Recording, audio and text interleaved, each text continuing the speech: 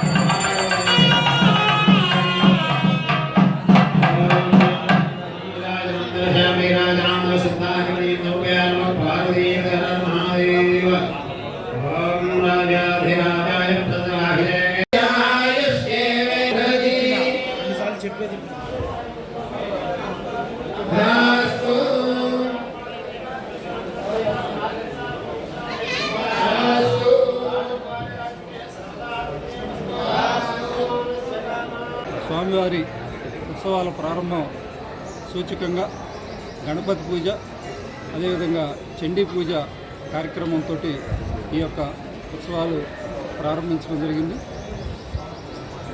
స్వామి అమ్మవార్ల యొక్క పూజారుల సమక్షంలో ఉగాది ఉత్సవాలు ఈరోజు అనగా 27 మార్చి నుండి 31వ తారీఖు మార్చి వరకు శ్రీశైల మహాక్షేత్రంలో అంగరంగ వైభవంగా చేయడానికి అన్ని ఏర్పాట్లు పూర్తి